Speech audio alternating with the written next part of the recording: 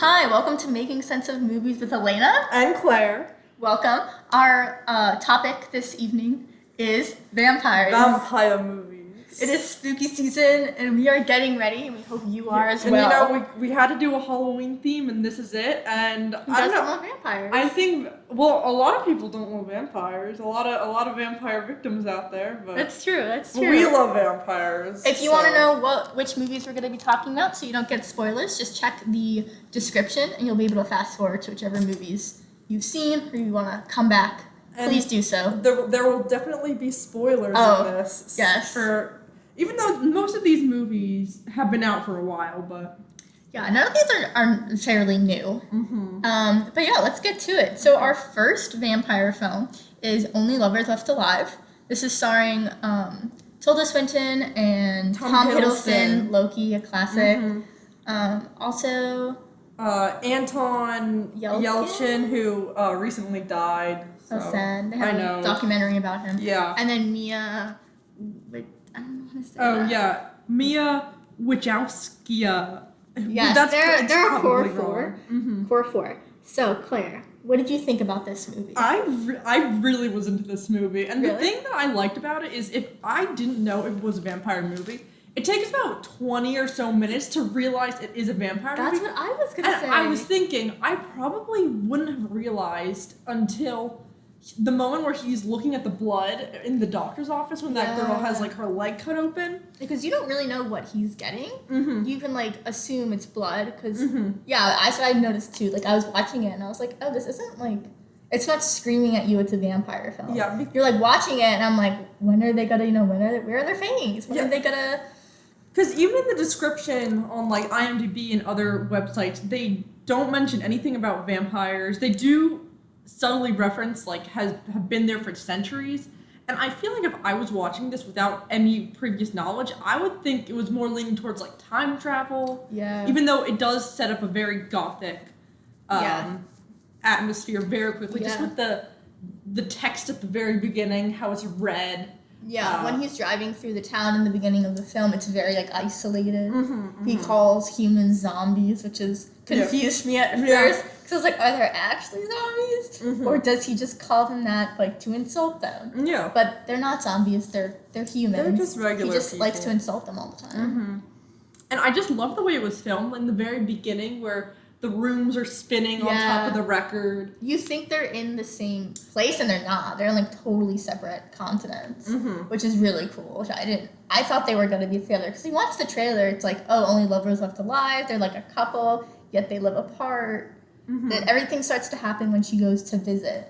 Actually, probably when the sister comes to visit. Yeah. And that's funny because the movie really just totally changed directions. Like, I kind of like how they really established this is how these two interact together and what their life is like, and then the sisters ruins everything. Yeah. Oh, and also shout out to John Hurt too, who's in this, and he's really good. He's got, like, this small part as her older vampire friend.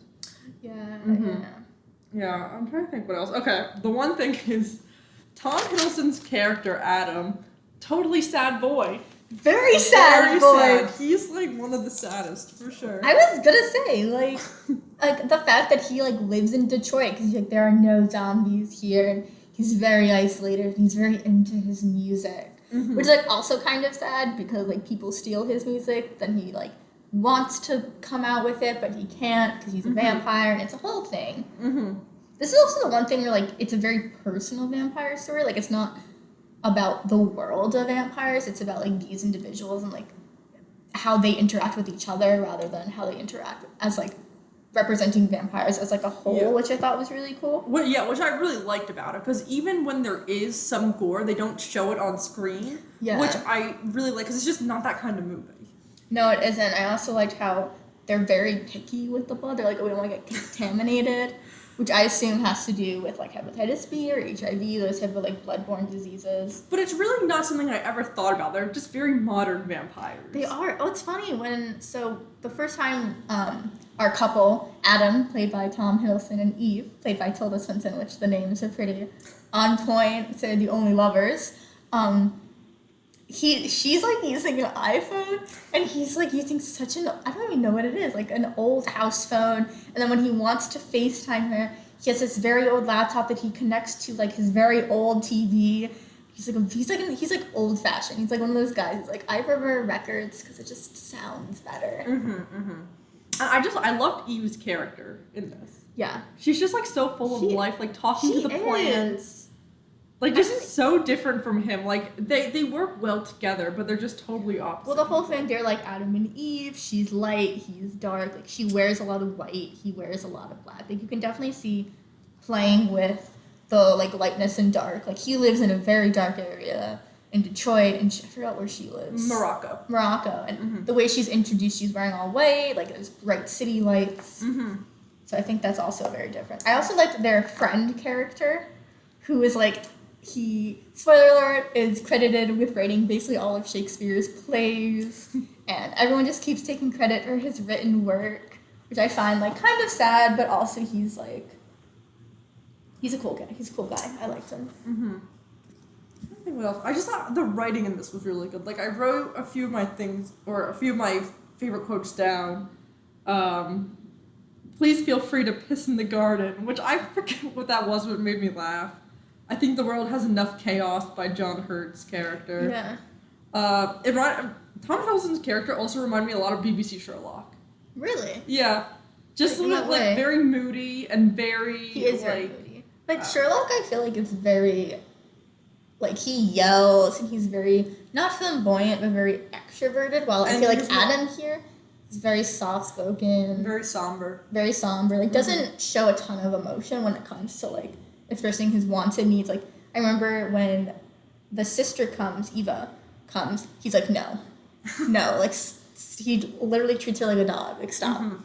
And I thought her character, like when they talked about her, they made her seem like so horrible. Like I thought she was gonna like kill them or something.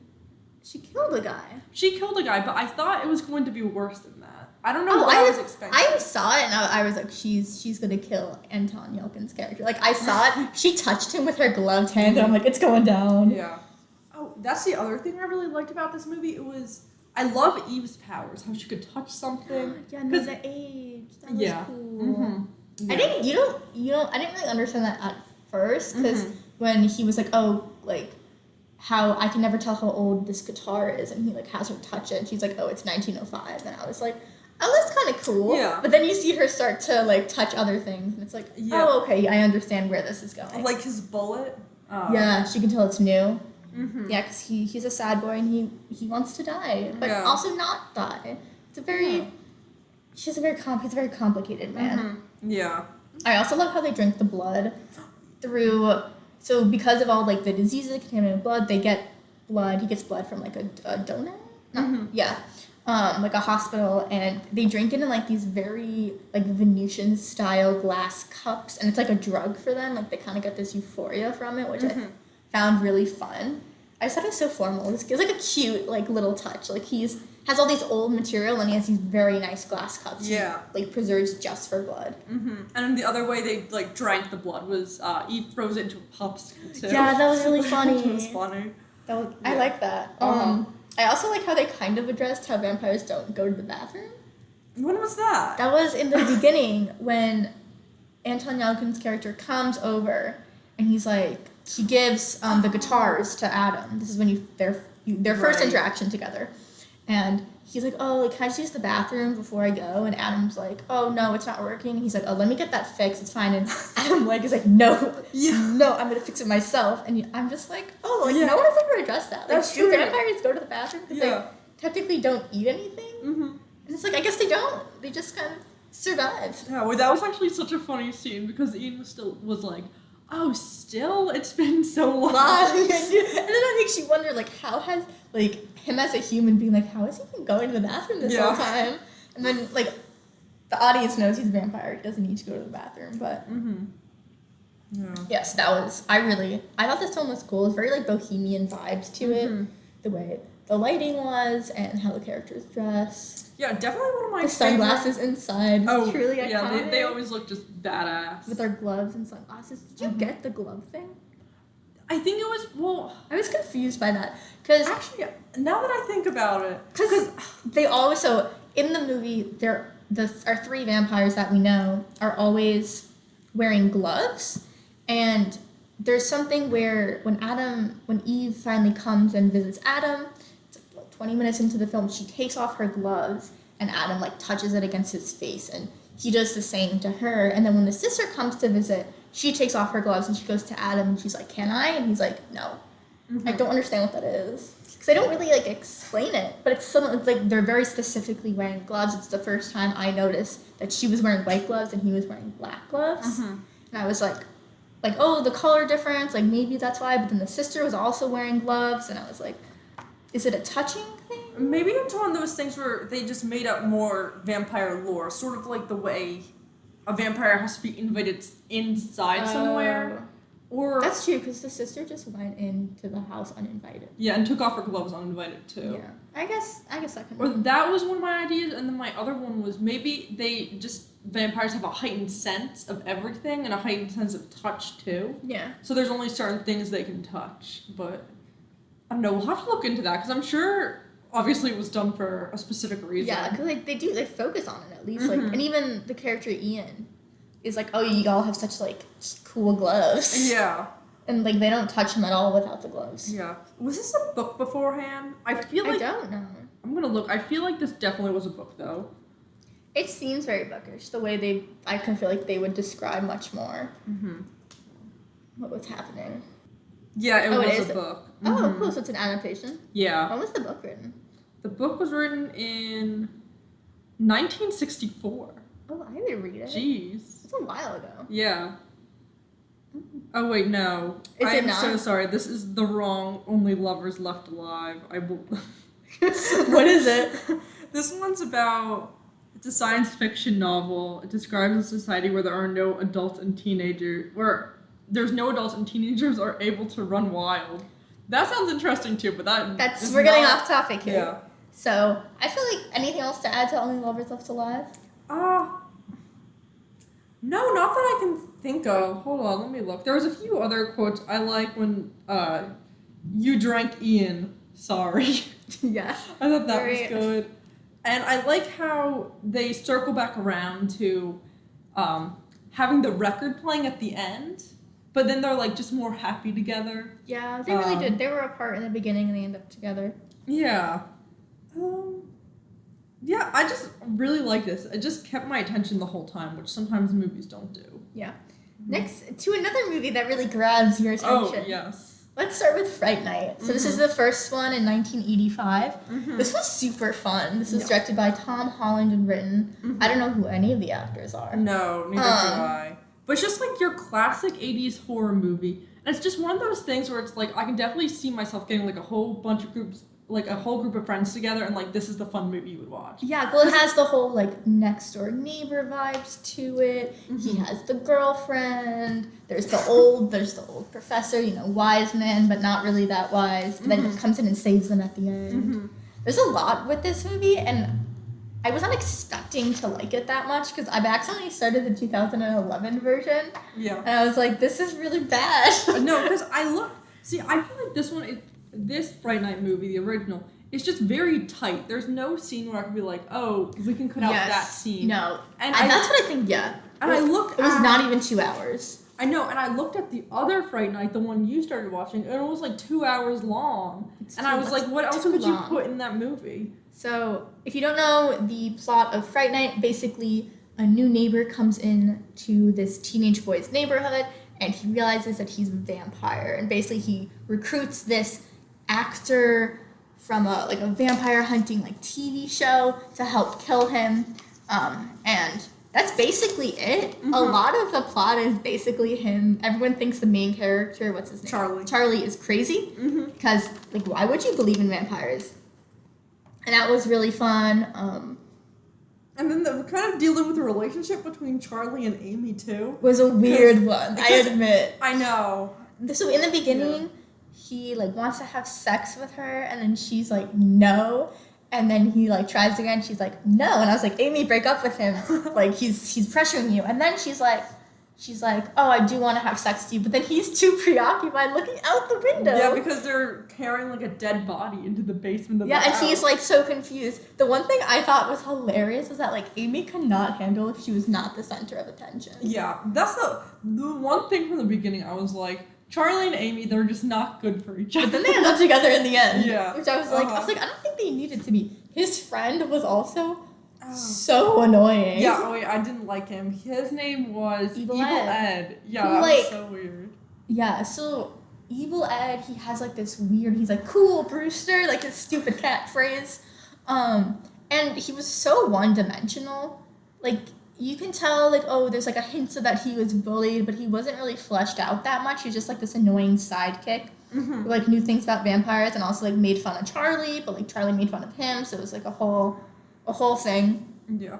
And then our other character, Jerry the vampire. Jerry the vampire is hot. Okay, yeah, here's the thing. I'm very conflicted. Well, I'm not very conflicted. Look, he's a terrible person. In the beginning, I was like, damn, Jerry's hot and he's so funny. And I love the scene where he comes into the house and he's talking to Charlie's mom and kind of flirting with her. Yeah. And making it very obvious to Charlie that, like, oh, I'm a vampire, and I know that you know that I'm a vampire, and just freaking him out. Yeah. But see, here's the wheels fall off when Jerry starts going after high school girls. Yes, that was really obviously so creepy. like he like hypnotizes her because obviously she doesn't go towards him. So there's a scene where they had what was this?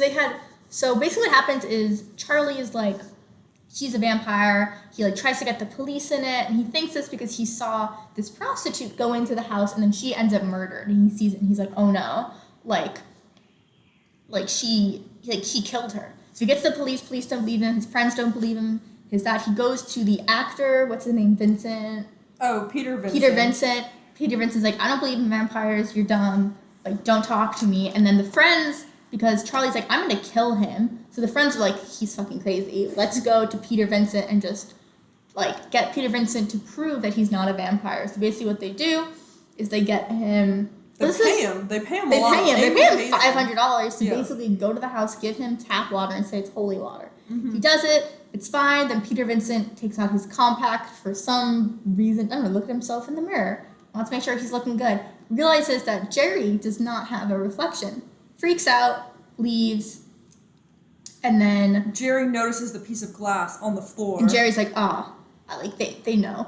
So he starts to go after Charlie and Amy, and he brings them into this club. And while Charlie's on the phone with Peter Vincent, Amy like gets hypnotized onto the dance floor with Jerry, and they're like dancing, and he's like touching up her thigh, and like you can tell like as soon as she would snap out of it, she would run away, but then he would look at her and she would go back. It was creepy. Like, do they have sex in the film? No, but she takes off her shirt.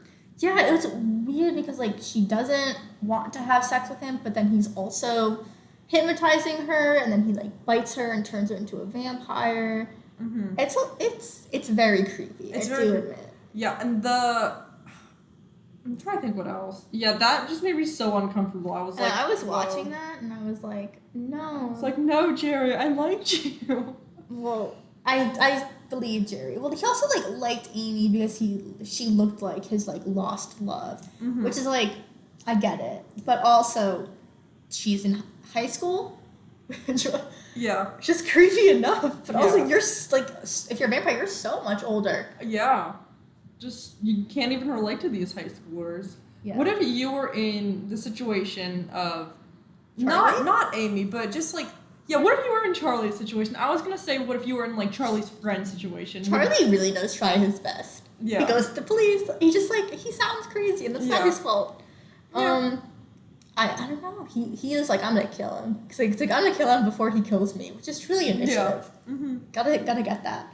Can we also talk about Peter Vincent? Yeah, I liked his character. He was so funny. Yeah. He's like, I lied. I wanted to make money.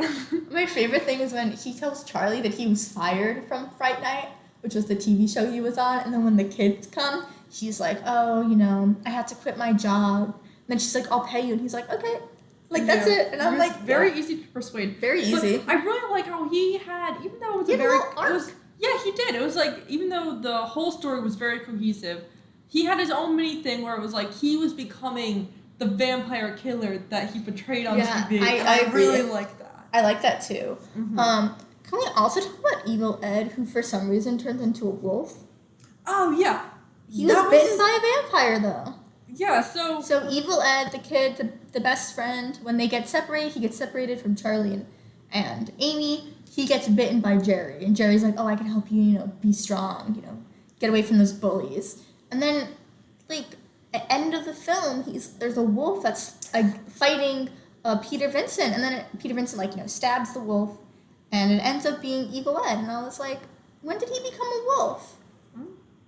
I don't know. Are vampires now, like, can they become any animal they want besides bats? I don't know. I feel like someone just had a really good wolf special effect, and it was like, it was a pretty good wolf special effect for all 1980. All the practical effects were really good. I have to admit, yeah. Like, it was old and it was fun, but, like, the wolf was pretty cool, because you can tell, I think it was a real dog at a certain point.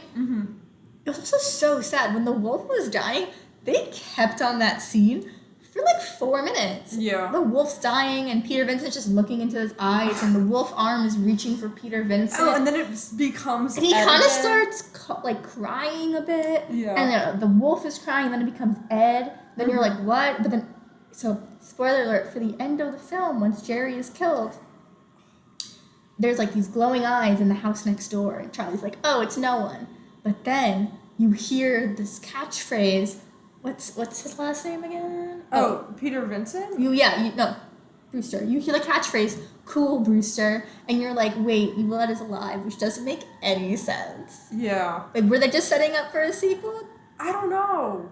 Well, there is a sequel to it. No, I knew there was a sequel. I didn't look it up. I want to know if...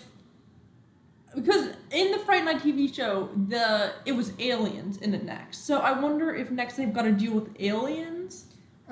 Or hold on, I just want to read the description. It was a TV show? Next one.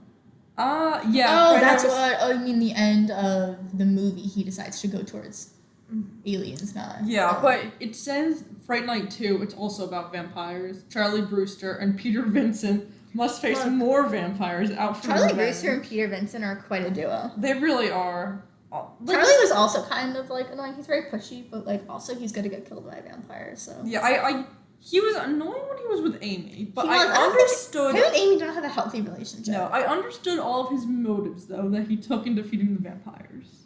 No, I understand his like motives when it comes to like him, but like even before he realizes there are vampires, like the way he acted with Amy and the way Amy acted towards him was not healthy, and I don't think they should have ended up together. Yeah, that's my take. Yeah, no. After that, I feel like Amy, you couldn't be with Charlie after that, I feel like. I know. It was just like, you know, so in the movie, Amy gets turned into a vampire, and then once Jerry dies, she gets turned back into her human self. But as a vampire, she's way more sexualized than she was as like a teenage girl, which... Yeah, because she was supposed to be like the vampire from the very beginning of in the TV show.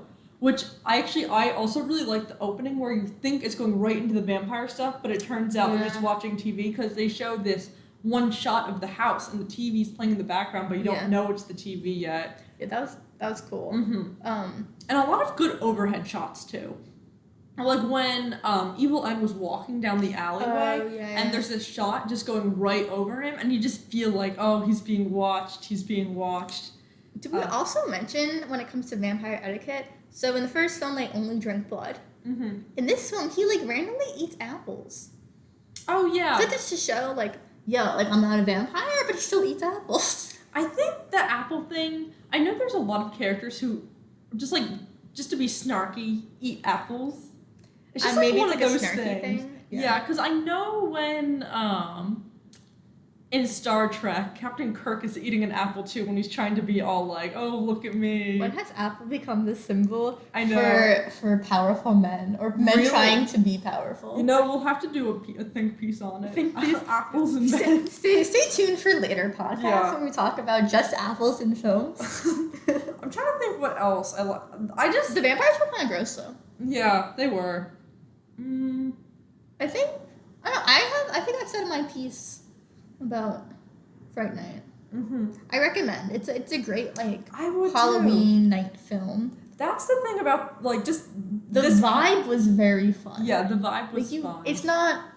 I don't think the movie was meant to scare you. Maybe it was. It was like, I don't really think that was the intention. For me, I was watching it and I was having like a grand old time. Yeah, I just feel like the movie, it knew what it was, and it played to those strengths. Those are the best type of movies. You have to be really self-aware. And I'm glad, because I feel like if we weren't doing this podcast, I definitely wouldn't have ever watched this, because it's never came across my radar before. Even though it is, I feel like, a pretty popular movie. But very glad I watched it, and I would definitely recommend. Yeah, no, we should have to first watch the second one, which probably isn't as good as the first one.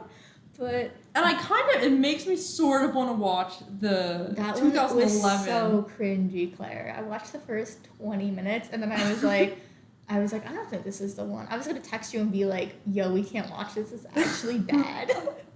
I kind of want to watch that. It's just like like those weird mid 2000s when you're like who wrote this? Yeah, it can't. I'm sorry, it just doesn't sound like people. I know. It can't be as bad as Abraham Lincoln Vampire Hunter, though, which isn't a movie we're going to talk about, but I watched that and I was like, we can't do this movie because it's not good at all. Okay.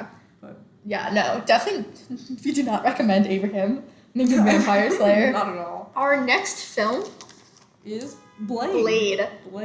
Was done in 1998, starring the great Wesley Snipes. Mm-hmm. Snipes.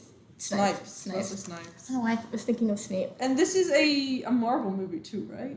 Yeah, it's based on the comic. So there's a newer one coming out with Mahershala Ali. Oh yeah. Good. I don't know how you can beat Wesley Snipes though. He was pretty great as Blade. Yeah, he just had this great like on-screen presence. He really did. He's huge also. Yeah. Like he is like you look at him and you're like, I do not want to fuck with that guy. No, not at all. I have to admit, this was one of my favorite intros. I loved when they're like going to this vampire club. Oh, it's such a great move. Like it got me pumping. I was like, and there's all those lights flickering. I was like, this is great. I thought that club was so gross. It was gross, but it was like, I was like, okay, because like you're not introduced to Blade until like probably like 5 or 6 minutes into the movie. And I was like, okay, cool, like when is he gonna come in? All of a sudden he's just like killing vampires and they die with like this weird CGI effect. Oh, they like turn into dust. They turn into like their skeleton and then they turn into dust. Mm-hmm. It was like a whole thing. Yeah. I just can't believe the blood sprinklers. The blood sprinklers was fun. Yeah. I was like I just think these vampires out of all the vampires were so gross. And you know this movie was incredibly grotesque. Yeah. Mm-hmm. So if you don't know the plot to Blade, it's basically Blade is this half vampire, half mortal vampire. He's a daywalker. Daywalker. So basically his mom was dying and she was bit by a vampire when she was pregnant with him. She gave birth, she died, and he lived, and he was like basically born half vampire, half mortal. He can walk during the day. He basically like doesn't have any of the weaknesses of vampires except the fact that he craves blood. Mm-hmm. And basically he's hunting vampires. It's basically the whole film. Yeah. And then there's a whole vampire plot which you don't really need to get into. But yeah, wait, I forgot what we were talking about. I forget what did you like this one? I did. I thought it was so fun. I thought it was fun. I thought it was a little messy though. Like I think there was a lot of other vampire characters. Like the one main character, Deacon. I think he had some scenes, but he could have been a better villain, I feel like. Yeah. I wish I would have focused on him more and less of his, he had so many other vampires in the background doing stuff. He did, they had that, classic redneck vampire. Oh, yeah. If you ever watched True Blood, you know what I'm talking about. I liked it. There were some things I was like, so the other character, what's her name? Karen. Oh, wait, or is Karen the mother? Wait. No, I think Karen. Okay, yeah. Karen is someone who kind of goes along Blade with this journey when she gets caught in the crossfires. She's supposed to be this female scientist, and I get it, this is 1998, but could she have been a better character a little bit? Yeah, she could have been given more to do, but I kind of like her vibe because she shows up and then Blade's like, no, I don't want you. Well, first of all, he rescues her from the hospital, throws her off the freaking roof. Dude, I have to admit, there's a lot of people throwing in this. Yeah. Which is something I feel like it happens in a lot of vampire movies. Mm-hmm. Happened in Fright Night, a lot of people throwing, not as much as Only Lovers Left Alive. Mm-hmm. But other vampire, I don't know why. I guess it's the vampire strength. They just like to, Yeah. I'm thinking of one of my favorite scenes in this movie is when Deacon is talking with Blade in that park, and there's that little girl. He just full on yeets her across. Oh my god, he just like throws this little girl like to the street, like at least like 10 or 15 feet. Yeah. Oh my god, I started dying of laughter. No, It was so funny. Good. Okay, but back to Karen. I kind of like that. So Blade's all like, no, I don't want you here. And then Karen's like, well, I'm staying. And then they're just like badass together. I know, she does have a side where she's like, she's killing vampires, she's gaining strength. And she's never shown as weak, I think, that the whole film, which is like something I was surprised about, because usually when it comes to like Marvel films with the female like sidekick, I don't know, like for recent of them, like they don't do much. And here, like she's shown like she creates a cure, and she does that a lot. But I wish, as someone who enjoys science, they just went a bit more into it. But also, fun fact, when they use that scientific name of garlic, instead of saying garlic, it's the actual scientific name. Oh. I looked it up to see if they were just making shit up. They were not. Huh. I do like how they, like, the one thing I noticed while watching the vampire movies was how much they emphasize vampire tropes. And they really emphasize vampire tropes in this one. The garlic and the silver and sunlight. Not so much the cross. No. I think that was in the film where it was like, oh yeah, like the cross isn't a thing. Or holy water isn't a thing. Like in Fright Night, that was a thing, the cross, the holy water. Yeah. Garlic, they didn't really seem as much. In this one? No, in Fright Night, garlic. Oh, right, yeah. Even in Only Lovers Left Alive, there was really nothing about it. Yeah, because I was going to say in this one, they would, like, inject garlic into people. Which I thought was crazy. Oh my god, yeah. Okay, the one thing I have a problem with this movie is the vampires who want to have everyone be a vampire, they're just, like, retroactively killing their own race. Because I really want to know the ratio between the humans and the vampires now. Because there must be a vampire who needs to keep track of how much blood is on Earth, Well, that's what I understand when, like, Deacon's plan was like, oh, vampires rule, but how are you supposed to feed when there are no humans? Yeah. But the whole thing is that, like, I felt like the high vampires, like, they called them purebloods because they were born vampires, which I found very interesting, was that they, like, they basically owned the world, but they just didn't want to outwardly be it, which I think is so much cooler than outwardly owning the world.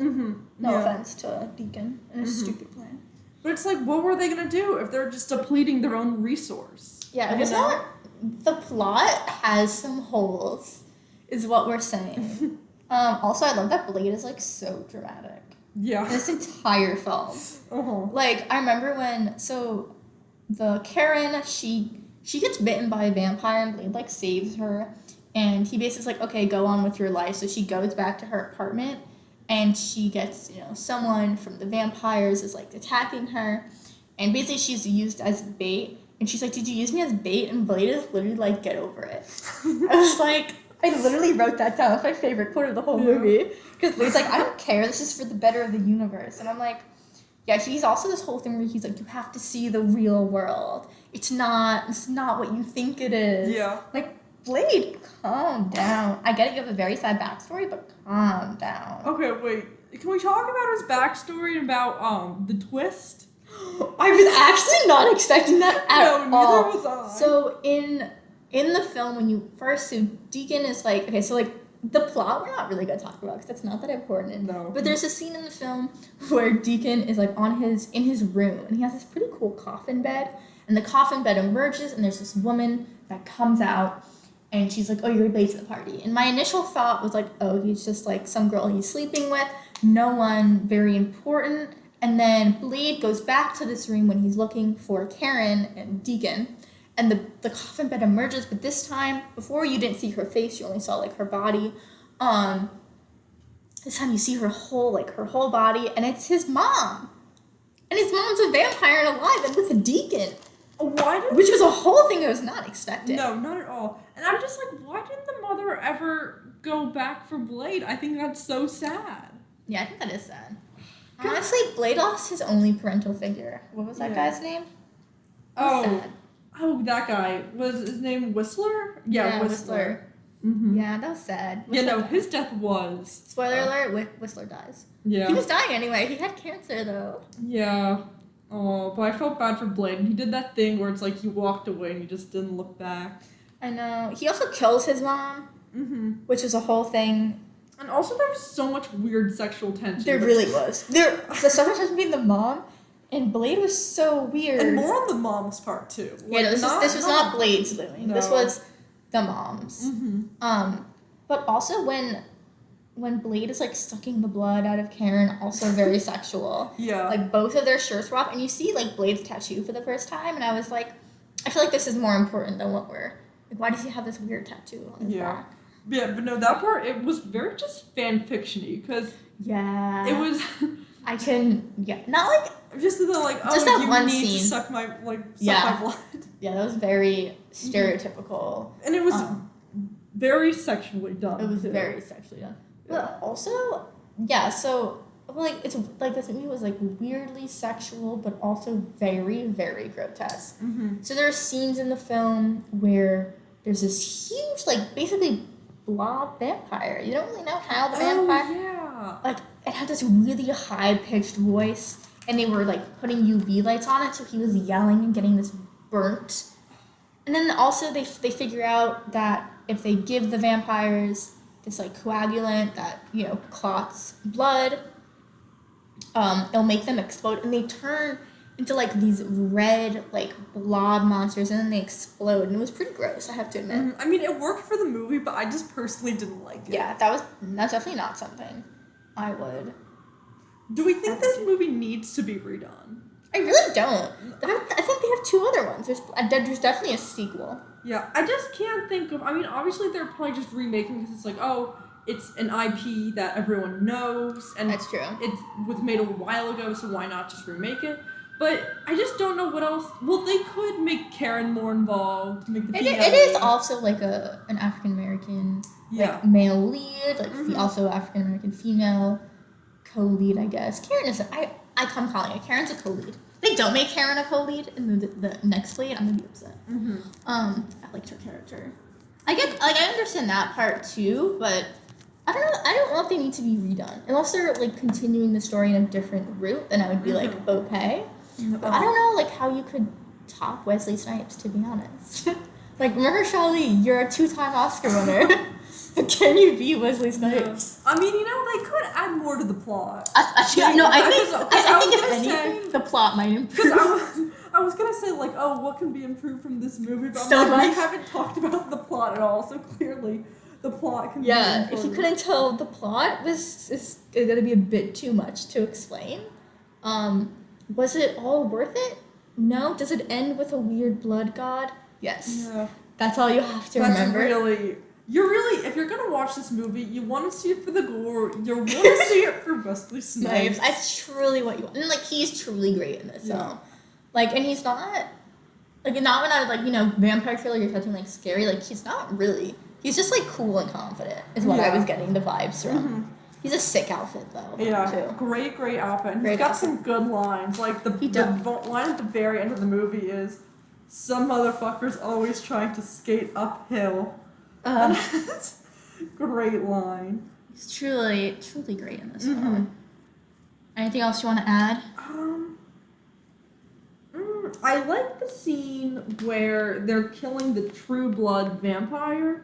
Yeah. And they're just putting them out in the sun, and then they all put the motorcycle helmets on to protect themselves from the sun. That was a pretty cool shot scene, though. That cool. Scene, it's shot where they're, like, beating him up in the sun, and the sun's setting, so it's a very cool lighting, and they're all kind of shadowed, and you kind of just get, like, a wide shot. Not a wide shot necessarily, but, like, a far away shot. It looked very artistic for a hot second. Yeah. I was like, wow, am I watching an indie film? Yeah. But yeah, I think... Okay, the other thing I wrote down, does Deacon protect himself from the sun by wearing sunblock? Did I get that wrong? I didn't understand either, yeah. In the park scene. Yeah. Was he wearing sunblock? So the whole thing is that Deacon isn't a pureblood. He was made into a vampire. I don't get... They made it seem like he was wearing something on his skin in order to be protected from the sun. I think he said it was sunblock. I think it was 2. And I thought that was funny. I was like, oh. I don't know why more vampires didn't do that. do that. Like, honestly, if more vampires knew about sunblock, would we? Do they really exist? Do they invent sunblock, Claire? Did the vampires invent sunblock? I think. Someone should invest in this film. Yeah. Vampires inventing sunblock for the pure purpose. I really just need to know more about the vampire community here. I do. Because I feel like there's some things that they're thinking out. There's a lot of things they're just not thinking out at all. The cops are owned by the vampires. Mm-hmm. They had that weird Asian nightclub scene going on. Oh yeah. I don't know what that was about. I don't know if they knew it was a vampire, like, because it was a club, and then behind the club was like a vampire thing. Mm-hmm. I don't know if they knew it was a vampire. All the vampire texts. Yeah. Their sacred texts. So I don't know if they knew about that, or that was like a cover up. So if anyone ever came, it's like, oh, it's a club. But yeah, there's a lot of things left to be desired about this film. Mm-hmm. So I'll be interested in the remake. I'll definitely go watch it. Yeah, I'll definitely see it. Yeah. And then our next film is one of our favorites. It's What We Do in the Shadows by Taika Waititi. You don't know who Taika Waititi is. He directed Thor. Mm-hmm. Ragnarok. Thor Ragnarok, the new Jojo Rabbit movie. This is coming out soon. Hunt for the Wilder People. Yes, he did another film, I feel like. Let me look.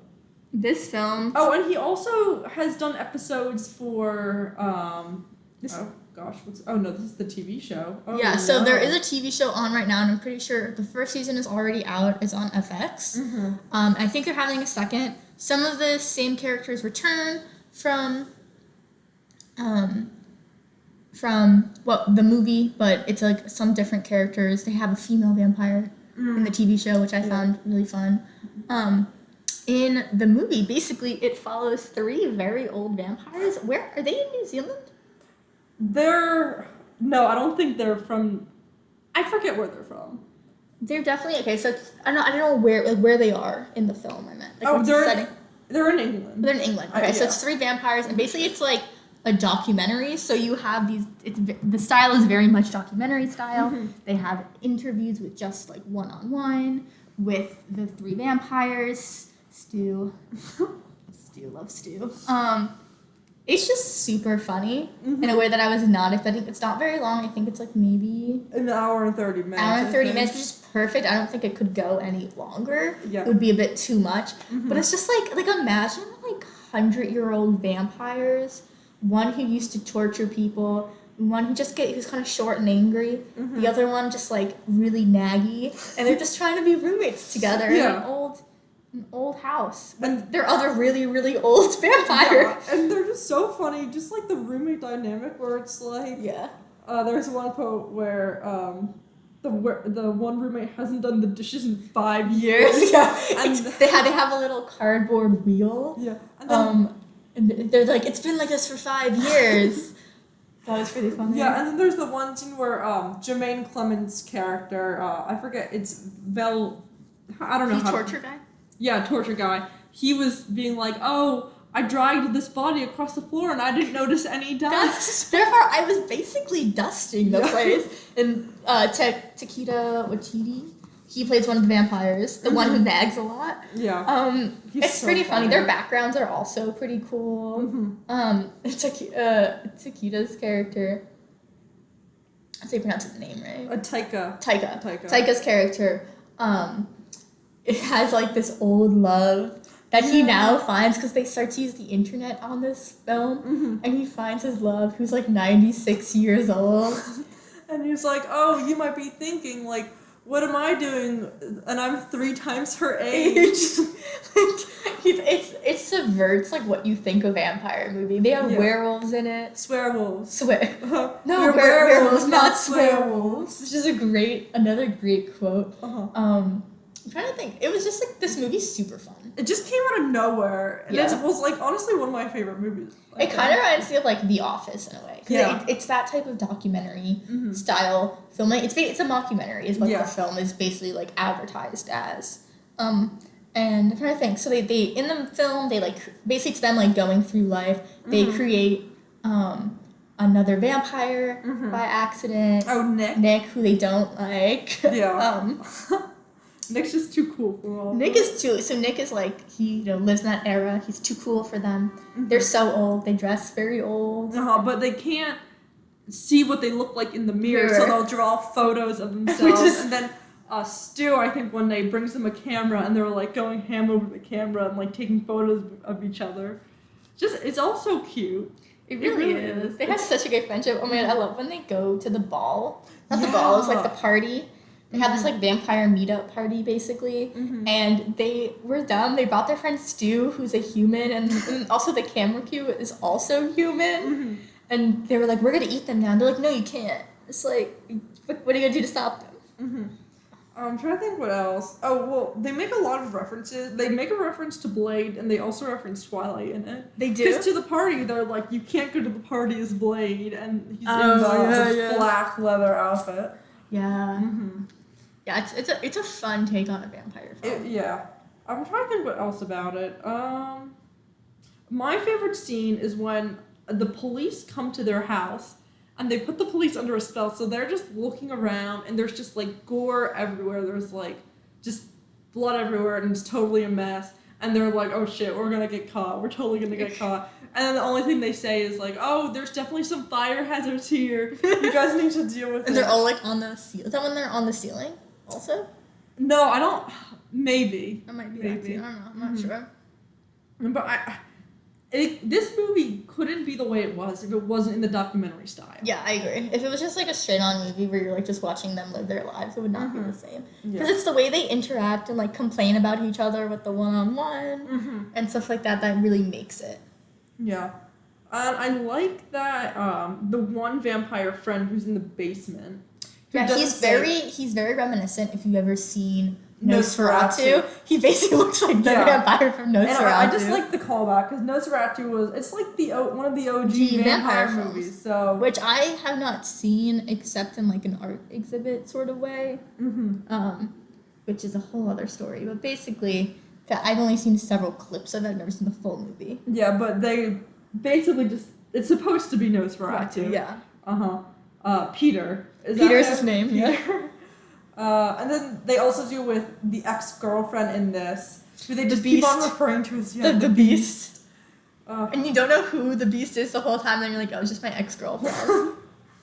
Happy ending, though.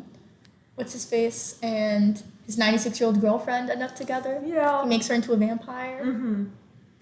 That's really nice. Yeah. And then the werewolves, Stu becomes a werewolf. They're all so funny, and I think they're also having a new werewolf movie. Really? I believe they are. Yeah, so I don't know if it's in production. The werewolves also are not. There's like a really funny. They made a meme out of one of the scenes, the werewolf scenes. It's called Werewolves. That's actually really cute. It's very funny. So they did the werewolves are basically they're basically just like furry like not woolly mammoth. They're just like, they stand on two legs and they're just all of fur. That's kind of what they look like. Yeah. And who plays the main werewolf? Oh shoot, I should know his name. Because Taika, Jermaine, and this other guy have all been in this TV show, Flight of the Conchords, and it's about a band from New Zealand. So it's just nice that... Oh, Rhys Darby. And I just think it's fun that they're all still sticking together. Like, they do so many projects together. Yeah, it's pretty funny. So if you're, like, not into, the classic vampire films, if you don't want to watch some overly dramatic, vampire killings, please watch What We Do in the Shadows. It's worth it. And even though it's about vampires, it's still a movie that's just very accessible to a lot of people. Because, see, my mom, she doesn't like anything supernatural, really. And I feel like I would want to show her this movie just because it's so funny. It's really not. Like, there are supernatural elements, but it's really about, like, them as, like, three characters. And it's like, if they weren't vampires, they would still be hilarious. Because they're all, like, very specific people. Yeah. Yes. So, I feel like that's what we have to say on What We Do in the Shadows. Definitely one of my favorite vampire movies. Definitely up there. And our last pick... which is, how can we not mention it? We are two 21 Twihard. Twihard fans. Actually not, but it's Twilight, the first one, the best one. Yeah, I don't know how we couldn't mention Twilight.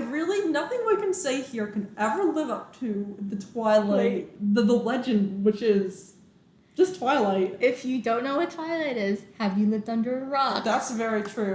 So this was what started out as a adaptation from Stephanie Meyer's books. Started out as an indie project directed by Catherine Hardwicke about a teenage girl, Bella, who falls in love with a vampire who goes to high school named Edward. Oh, it's so good. I'm still obsessed with this movie, but in my middle school days, I was very obsessed with this movie. Like, I bought red contacts so I can be like the Volturi. No! Yeah, I did. I wore them on Halloween, and I wore them a day that wasn't Halloween.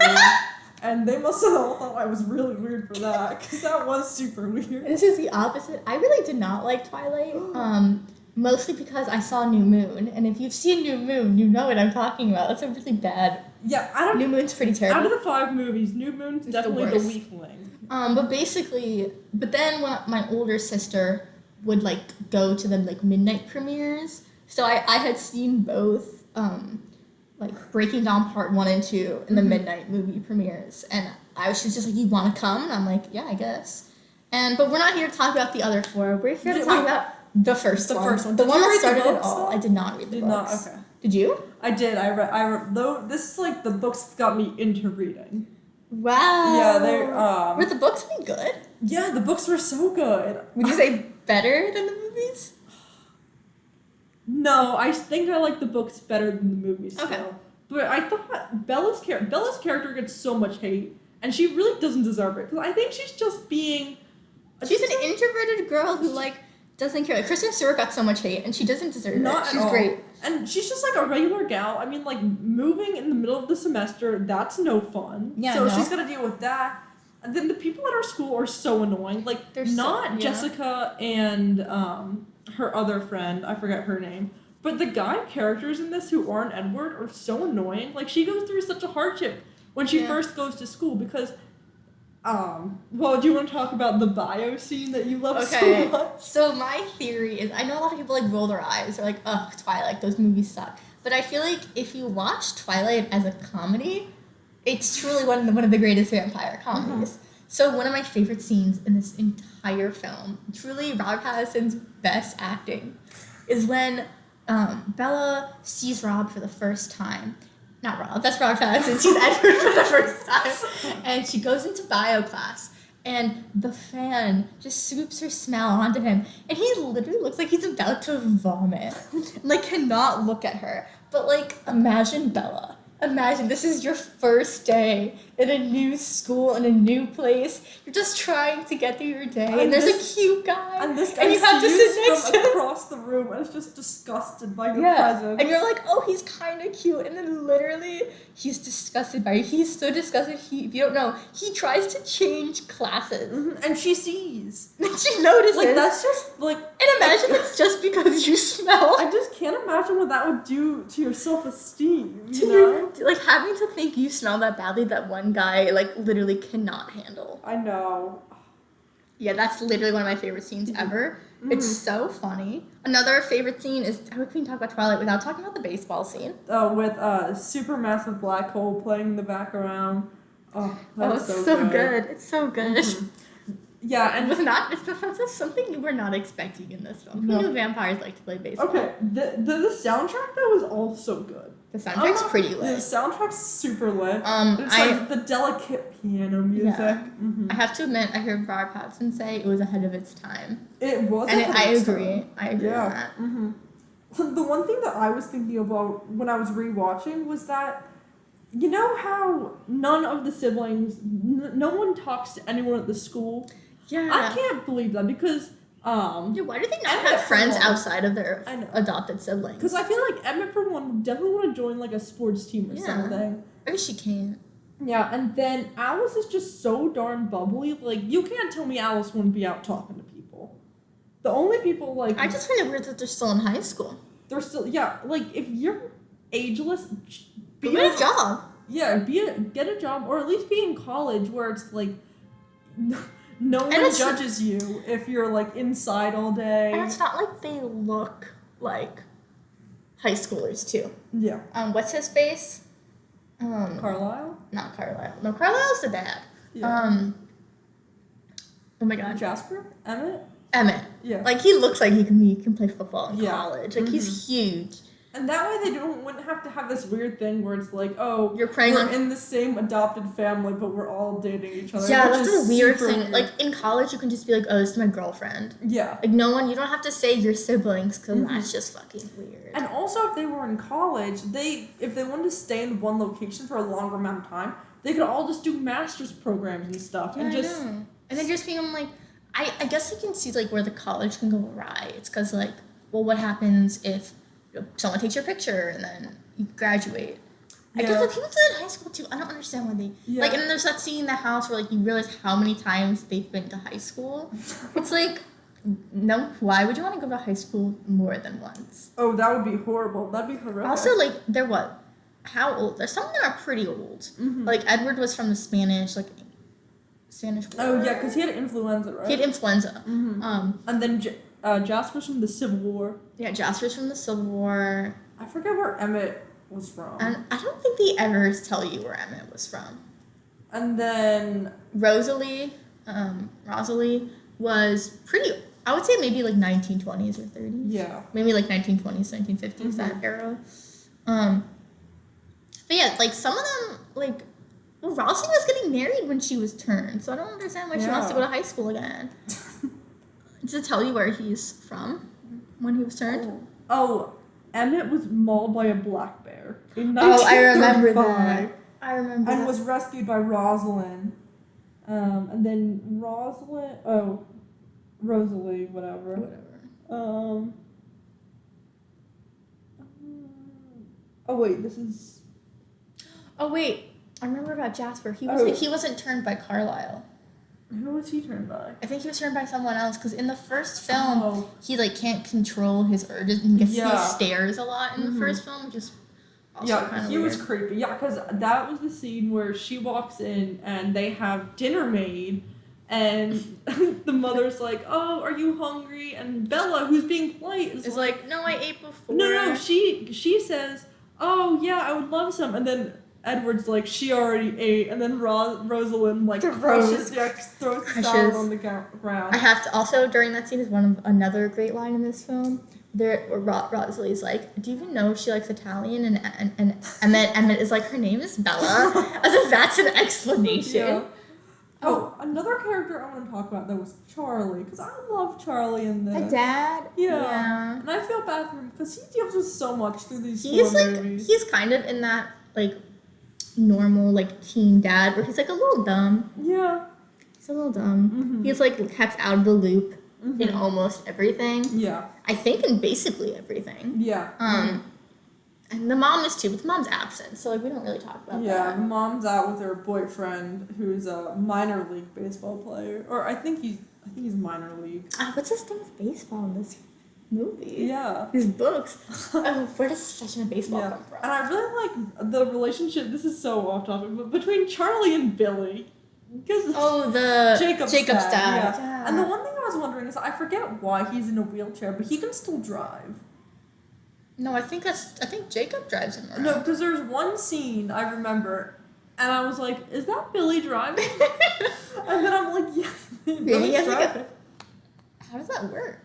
I don't know. Maybe it's a special mechanism. Yeah, I don't think I noticed that. Yeah, no, because that's the one thing where I was like, I've never noticed that before.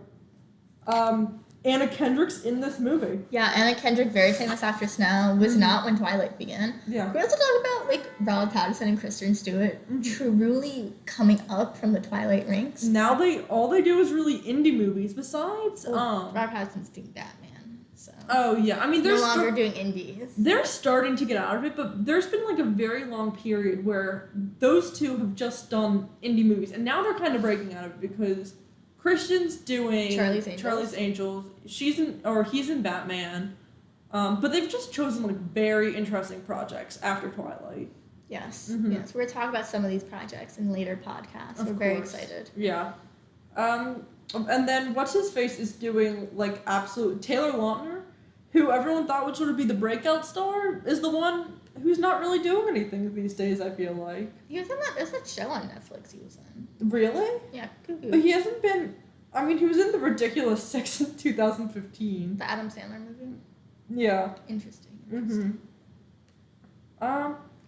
Trying to think what else I love about this movie. There's just so much. Like, it's such a blue color scheme. Yeah. That it's just like so. I don't even know how to describe it. I think this movie's great. Mm-hmm. I think if you watch it as a comedy, it's a lot of fun. You can't not talk about vampire movies and not talk about Twilight. Yeah, and I would say even it's just like it's the best YA there is. Vampire film, yeah. Vampire Academy was so dumb. Oh yeah. I watched that. It was I did not good. See it. I just think like Twilight. Here's my thing. Twilight gets so much hate, but here's why. Society likes to hate things that women want. Especially young women. Young women. It's like One Direction, they're just a band, but people hate them because it's got like a woman following. And like Twilight. Fancy drinks at Starbucks. Like, it's okay for a certain group of people to love bacon obsessively, but if a girl likes it, or like a certain food, it's like, oh, we're gonna hate on this now. I feel like it's the same with Twilight. Yeah, I think also when they made this film, I don't think they realized how big the fan base was. Yeah. Because it was made as an, because I read something somewhere where, like, Robert Pattinson, he signed on to it, where he was like, oh, like, it's an indie film. It's with Catherine Hardwicke, who at the time was a very, like, kind of up-and-coming indie director. Or she had done some, like, cool indie films. And then all of a sudden, like, I don't think anyone really realized what Twilight was. And now it's this huge thing, and it's a cultural phenomenon, and you can't not get away from it. And it still is, because there's, like, huge festivals in Fort Washington. Like, that town is, like, booming now because of Twilight. And there's, like, cosplayers who will go there completely dressed in character, and, like, they won't get out of character until the festival is over. Really? Like, it's That's still intense. Yeah, it still has a very diehard fan base, which I like to see. Yeah, so overall, give Twilight a chance. You can comment at us later if you don't like it. But give it a chance. At least watch it for the sniffing scene. It's I would say Robert Pattinson's best acting skills to date. Yes. I will say it. That is my take. If you have anything to fight us about with Twilight, Do it. DM me. I'll send you my address and we'll fight it out, because I would defend this movie with my life. I really would. I think this movie's great. I think it's a great way to end our podcast. Yeah. Thanks for listening, Yeah. and join us next time. Yeah, happy Halloween.